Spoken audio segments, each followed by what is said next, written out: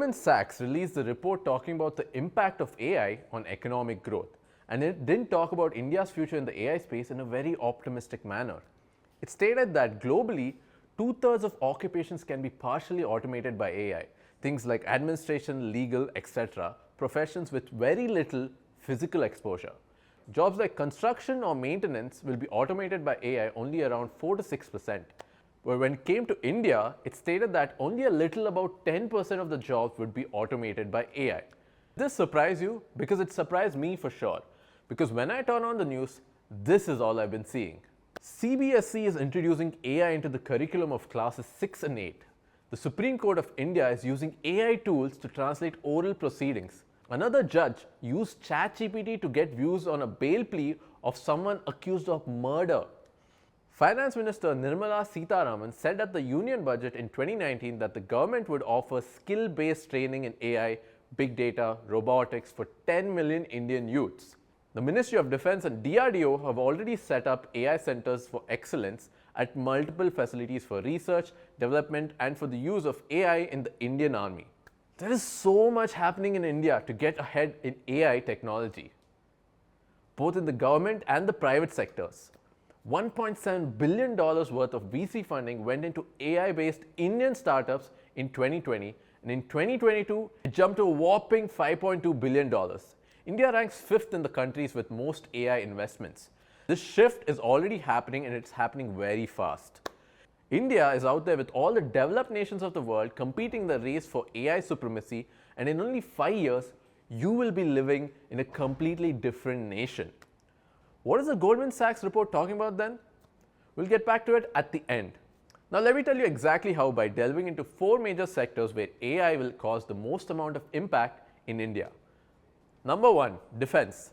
In 2019, Prime Minister Narendra Modi announced that by 2024, there will be 25 AI-based products operational in the Indian Army.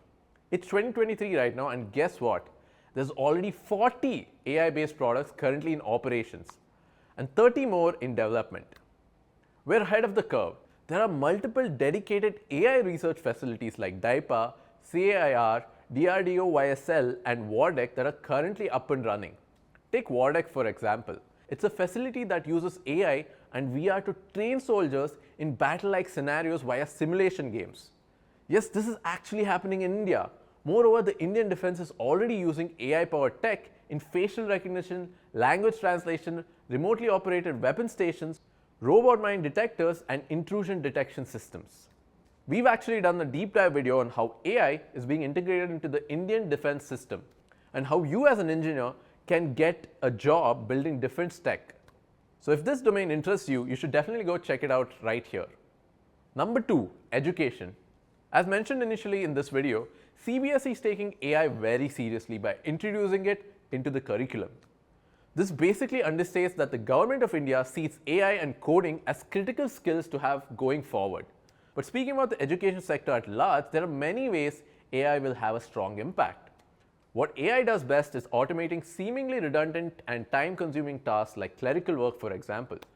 Did you know that the teachers and professors at school and universities spend around 40% of their time just doing paperwork, like filing mark sheets, reports, taking attendance? All of this can be automated, which frees up the educator's time to focus on one thing only: teaching. Another area is that of personalized education. An AI tool can track a student's learning process and alert well in advance if the student has some kind of learning disability like dyslexia and alert the teacher. The teacher can then make a personalized roadmap for such students with the help of AI tools and progress much faster. Think of AI as a medium in between the teacher and the student, where in this case the teacher has an AI assistant that enables them to do their job better. The pandemic has already enabled classrooms to go from physical to digital. And in digital learning, students access their materials via a learning management system or an LMS.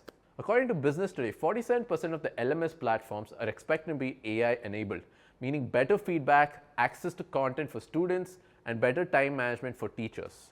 The current traditional teaching methodology, which is one size fits all, will be disrupted, and every student will get a personalized education powered by AI according to their needs and pace. Number 3, agriculture. Now remember the Goldman Sachs report talking about how only 10% of the jobs in India will be automated by AI? One of the reasons why they put it across like this is because the report assumes that AI will not impact agricultural sectors in developing nations. What an assumption to make! India has around 45% of its workforce in agriculture. Despite the impact of the COVID pandemic in the last 2 years, the agriculture sector experienced 3.4% growth in 2021.